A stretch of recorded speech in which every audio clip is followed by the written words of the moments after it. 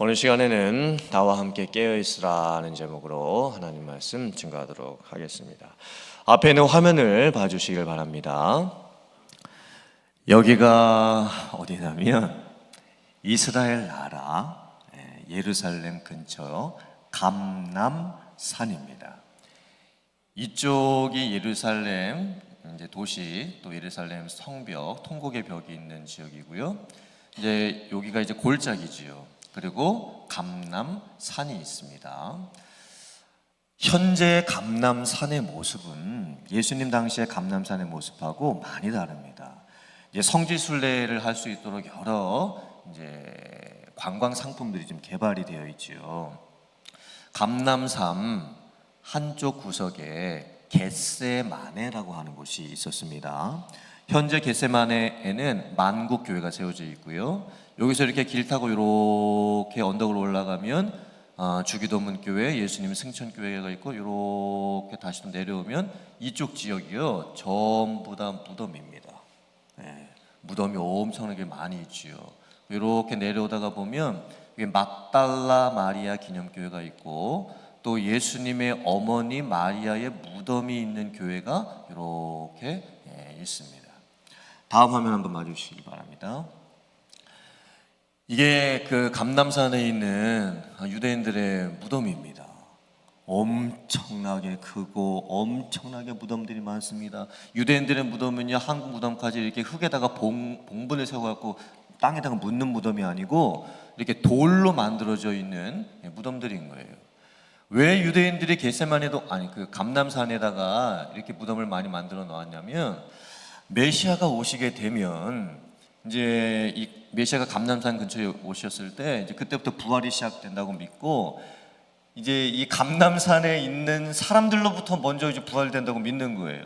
그래서 이제 여기에 묻히기를 원했던 겁니다. 이 감람산에 있는 이 묘지는요, 명당 자리입니다. 엄청나게 비싼 자리입니다. 여기에 묻히는 게 소원인 거예요, 유대인들이. 다음 화면이요. 이제 겟세마네라는 곳에 지금 현재 이제 만국 교회가 이렇게 세워져 있지요. 교회 모습이 이렇게 있고, 이제 벽화 같은 것도 이제 화려하게 이렇게 있고, 사람들이 여기서 사진 같은 것도 찍고 있어요. 근데 사실 이 겟세마네라고 하는 원래 의미하고 지금 이 모습하고는 참 많이 다른 거예요. 자, 그 다음 사진이요. 여기는 예수님의 어머니 마리아가 죽어서 있는 무덤이 있는 교회를 이제 기념하고 있는 곳입니다. 바깥이고 안으로 이렇게 쑥 들어가면 여기가 이제 예수님의 어머니 마리아의 무덤이라는 거예요. 여기 이제 예수님의 어머니 마리아의 성모 마리아의 형상을 해놓고 사람들이 와가지고 이제 기도를 하고 있지요. 근데 사실 예수님의 어머니 마리아의 무덤은 어디 있는지 모릅니다. 심지어 천주교에서는 예수님의 어머니 마리아가 죽지 않고 살아서 죄가 없는 상태로 하늘로 승천했다고까지 지금 믿고 있습니다. 그리고 전승에 의하면 예수님의 어머니 마리아는 나중에 사도 요한이 모시면서 에베소에서 돌아가셨다라고 그렇게 추정을 하고 있습니다. 다음 사진이요. 이 교회는 막달라 마리아를 기념해서 세워놓은 교회입니다. 막달라 마리아가 누구였을까요? 7 귀신이 들렸다가 예수님으로부터 치료를 받죠. 그리고 예수님을 따라다녔죠. 그리고 부활하신 예수님을 이제 처음 목격한 사람이 막달라 마리아였습니다. 그러함에도 불구하고 천주교에서는 이 막달라 마리아를 성녀로 이렇게 승격을 시켜가지고 지금 숭상을 지금 하고 있는 상황이고, 왜 막달라 마리아 기념교회가 굳이 감람산에 있는지는 잘 모르겠습니다. 왜 막달라 마리아 교회까지 감람산에다 세워놨는지는 잘 모르겠습니다. 이제 저 보시고요. 지금 현재 감람산에 있는 저런 모습은 사실 예수님 당시의 감람산의 모습하고 많이 다릅니다. 그리고 성경에 기록되어 있는 감람산의 모습과 겟세마네의 그 영적인 의미가 주는 것하고 많이 다릅니다. 과연 그렇다면 성경이 말씀하고 있는 감람산과 겟세마네의 영적 의미는 무엇일까요? 우리 함께 그 은혜를 오늘 나누어 보도록 하겠습니다. 예수님께서는 평상시에 감람산에 자주 가셨습니다. 많은 무리들을 피해서 쉬시기 위해서 감람산에 가셨고, 또 새벽에 일찍 일어나셔서 새벽 미명 아직 해가 뜨기 전 한적한 그 시간에 감람산에 가셔서 기도하시고는 했습니다. 특별히 예수님께서 고난 주간에 제자들과 함께 감람산에 가셔서 여러 가지 말씀을 하십니다. 그 내용이 특별히 마태복음 24장과 25장에 기록되어 있는데 그 내용을 감람산 강화라고 합니다. 감람산 강화의 주된 그 주제는 종말, 멸망, 심판, 재림에 관련된 아주 심각하고 무거운 주제였습니다. 예수님께서 제자들과 함께 지금 감람산에 지금 올라가셨어요. 그리고 그 밑에는 골짜기가 있고 그 건너편에는 지금 뭐가 보이고 있을까요? 예루살렘, 성전과 예루살렘 도시가 보이고 있었겠지요.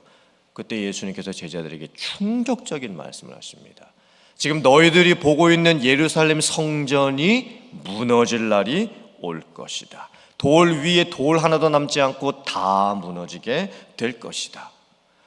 사실 이 얘기는 믿을 수가 없는 얘기였습니다. 유대인들에게 있어서 예루살렘 성전이 무너진다는 것은요, 절대 있을 수 없는 일입니다. 일어나서도 되지 않는 일인 거예요. 근데 예수님이 말씀하시는 거예요. 너희들이 눈으로 보고 있는 예루살렘 성전이 곧 무너지게 될 것이다. 그리고 예수께서 말씀하시죠. 세상의 끝날과 종말과 심판과 재림에 대해서 말씀하십니다. 말세의 징조가 무엇이며 또 예수님께서 언제 다시 오실지 말씀을 하십니다. 그때 이제 비유의 말씀을 주시죠. 슬기로운 5 처녀의 비유, 또 달란트 비유, 또 양과 염소를 구분하시는 비유의 말씀을 주시는 거예요. 이 모든 말씀의 결론은 무엇이냐? 깨어 있으라. 깨어 있으라는 말씀이었습니다.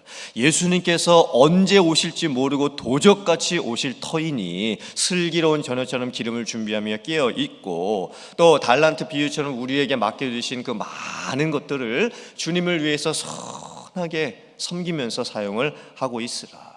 그리고 나중에는 양과 염소처럼 구분될 날이 분명히 있을 것이다. 지금은 똑같이 사는 것 같고 똑같이 별 다를 것이 없는 것처럼 보이지만 예수님께서 다시 오시게 되면 어떤 자는 예수님 오른편에, 어떤 자는 예수님 왼편에 구분되게 될 것이다.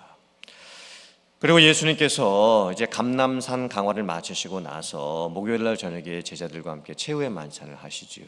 그리고 겟세마네라고 하는 곳에 가십니다. 예수님께서 제자들 다 데리고 가셨어요. 그리고 아마 12명의 제자들이겠죠. 부탁을 하십니다. 내가 저기서, 그러니까 돌 던질 만큼 떨어진 저 곳에서 기도를 할 테니까 너희는 여기에 앉아 있으라. 그리고 12명의 제자들 중에서 특별히 3명의 제자, 베드로와 세베대의 아들 야고보와 요한을 데리시고 따로 데리고 가시면서 특별히 부탁을 하십니다. 내 마음이 지금 심히 고민하고 죽게 되었으니 너희들은 나와 함께 깨어 있으라. 지금 뭐 하면서 깨어 있으라고 지금 부탁하고 계시는 거죠? 기도하라고 부탁하고 계시는 거죠. 내가 지금 저기 돌 던질 만큼 거리에 가서 기도할 터이니. 근데 그 기도하시는 예수님의 마음이 지금 어때요? 다음 날이면 이제 예수님께서 십자가에서 죽게 되시는 거예요. 근데 예수님께서 인성을 가지고 계셨기 때문에, 사람이셨기 때문에 심히 고민하시고 슬퍼하셨습니다. 그리고 제자들에게 부탁하시는 거예요. 너희들이 나와 함께 깨어 있으면 좋겠다. 나와 함께 기도해 주었으면 좋겠다. 포인트는 함께 있었습니다. 예수님은 예수님대로 기도하시겠지요. 근데 예수님께서 지금 제자들에게 부탁하시는 거예요. 나와 함께 기도해 주면 좋겠다. 정말 나와 함께 깨어서 너희들이 기도해 주면 좋겠다.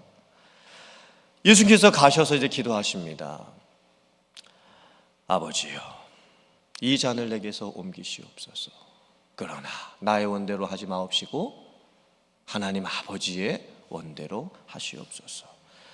이 기도의 내용이 얼마나 처절한 내용의 기도였겠습니까? 예수님께서 물론 하나님의 아들로서 하나님의 구원 계획을 이루시기 위해서 십자가에 돌아가시겠지만 예수님은 지금 사람의 몸을 입고 계셨고 인성을 가지고 계셨기 때문에 너무 그 마음이 괴롭고 힘드셨던 거예요. 그래서 예수님께서도 솔직히는 예수님께서 지셔야 될 십자가를 지지 않고 다른 방법으로 하나님께서 구원하시는 방법이 있으면 좋겠다라고 생각을 하신 거예요. 십자가 말고 이 방법 말고 다른 방법으로 하나님께서 구원의 방법을 사용해 주셨으면 좋겠다고 생각을 하셨어요. 그런데 마지막 결론은 뭘까요? 기도하시고 나서의 결론은 뭐예요?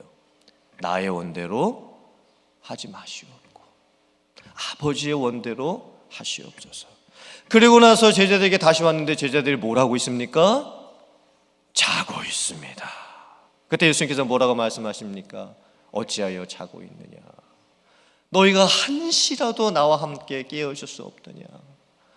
근데 또 예수님께서 우리의 연약함을 얼마나 잘 아셨는지, 제자들의 부족함을 얼마나 잘 아셨는지, 마음에는 원이로되 육신이 약하도다 말씀하시는 거예요.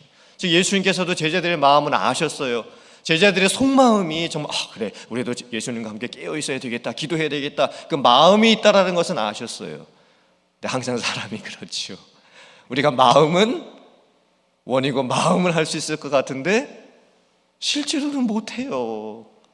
육체도 피곤하고 삶도 바쁘고 여러 가지 할 일도 많아가지고 마음으로는 우리가 정말 주님을 위해서, 교회를 위해서, 하나님의 나라를 위해서 하고 싶은 게 너무나 많은데 그렇게 못하는 경우가 너무나 많이 있습니다. 우리들도 똑같죠. 예수님께서 다시 두 번째 가셔서 기도하십니다. 똑같은 내용을 가지고 기도하셨어요. 다시 제자들에게 오셨습니다. 제자들이 또 뭐하고 있습니까? 또 자고 있습니다. 예수님께서 다시 또 가셨습니다. 똑같은 내용으로 기도하셨습니다. 다시 제자들에게 오셨습니다. 제자들이 또 뭐하고 있습니까? 자고 있습니다. 여러분, 이 정도면 제자들 정말 너무하는 거 아닙니까? 아니 해도 정말 이 정도면 너무하는 거 아닙니까? 예수님은 지금 다음날 십자가에서 죽게 되실 상황이고 처절한 기도를 지금 하나님께 드리고 계시는 거예요. 마음이 너무 괴롭고 슬프셔서 지금 기도하고 계시는 거예요. 그럼 제자들이 예수님한테 3년 동안이나 훈련을 받았는데 그래도 명색이 예수님이 특별히 선택하신 제자들인데 제자들이 좀 달라야 하지 않겠습니까? 근데 3번이나 뭐해요? 자요. 3번이나 자는 거예요. 근데 참 특별히 이 모습을 보면요, 예수님께서 제자들에게 혼을 안 내셨어요. 예수님께서 제자들에게 너희들이 어떻게 나의 제자가 되어가지고 이럴 수가 있느냐라고 하면서 혼을 안 내셨어요. 예수님께서도 제자들의 마음을 아셨던 거죠. 어찌하여 자느냐? 너희들이 마음은 원이로되 마음으로는 나와 함께 깨어있기를 원하는 그런 마음을 있는 것도 내가 아는데 너희들의 육신이 약하구나. 이 육신이 약하다는 의미가 뭐겠습니까? 단순히 몸이 약하다는 의미겠습니까? 아니겠지요. 인간의 본성의 약함이지요. 죄를 가지고 있는 사람의 영적인 약함이지요. 인생을 살아가면서 우리에게 닥쳐지는 여러 가지 문제와 고난 속에서 어떻게 하지 못하면서 살고 있는 그 인생의 약함이겠지요. 그걸 주님이 아셨던 거예요. 예수님께서 겟세마네에서 기도하실 때 이 모습을 보면요, 히브리서 5장 7절에서 이렇게 말씀을 합니다. 그는 육체에 계실 때에 자기를 죽음에서 능히 구원하실 이에게 심한 통곡과 눈물로 간구와 소원을 올렸고 그의 경건하심으로 말미암아 들으심을 얻었느니라. 아멘. 예수님께서 겟세마네에서 어떻게 기도하셨다고요? 심한 통곡과 눈물로 간구와 소원을 하나님께 드렸다 말씀합니다. 그러니까 예수님께서도 우셨어요. 얼마나 예수님이 참 그 마음이 힘드셨으면, 십자가를 앞두고 그 마음이 얼마나 괴로우셨으면 예수님이 우셨겠습니까? 예수님이 통곡하시면서 우셨어요. 눈물 흘리시면서 우셨던 거예요. 근데 이 의미가요, 겟세마네의 의미하고 딱 들어맞아요. 감람산이 왜 감람산일까요? 감람이라는 뜻은 올리브라는 뜻입니다.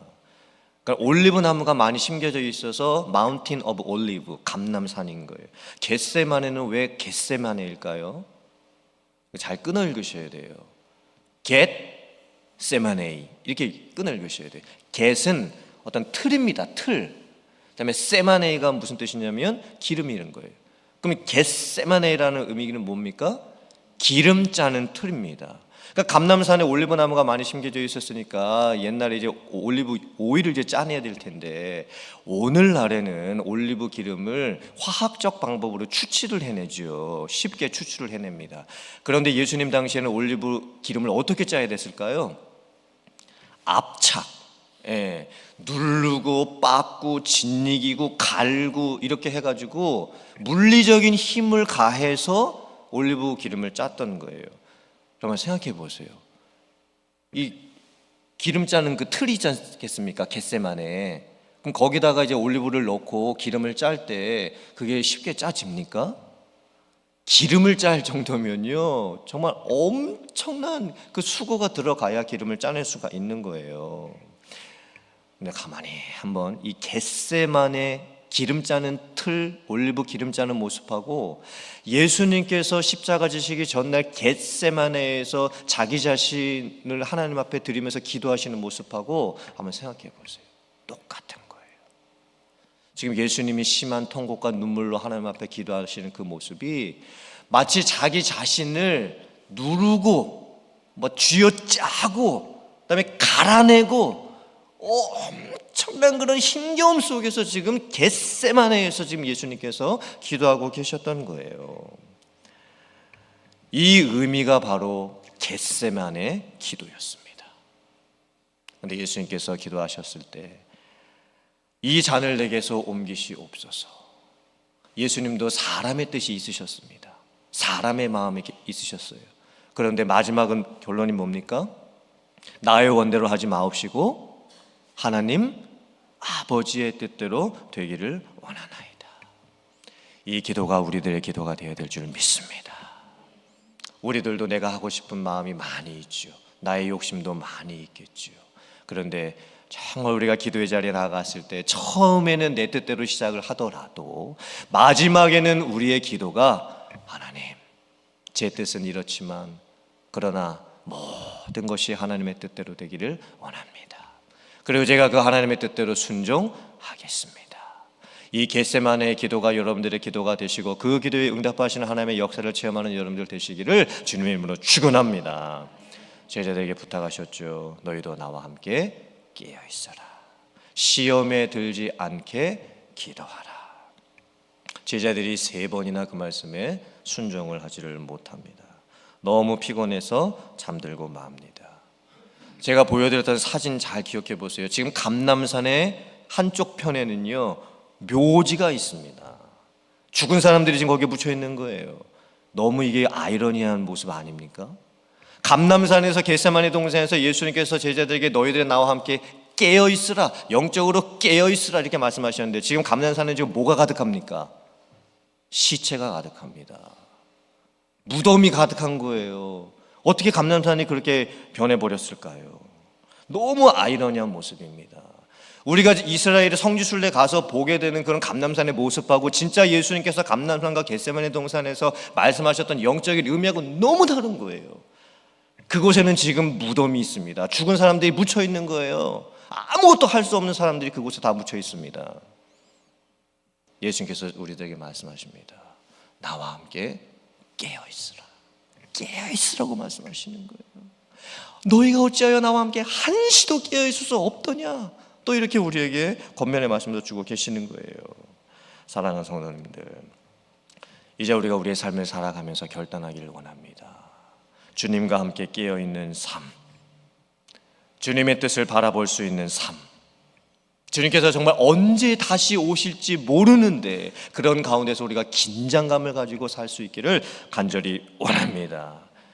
우리들의 원이 아니라 정말 주님의 그 마음을 헤아리고 하나님의 뜻을 먼저 찾고 구하고 겟세마네, 마치 기름을 짜내듯이 내 모든 것을 하나님 앞에서 기름 짜듯이 기도하셨던 그 주님을 바라보고 주님과 함께 깨어서 주님의 뜻을 행할 수 있는 여러분들 다 되실 수 있기를 주님의 이름으로 축원합니다.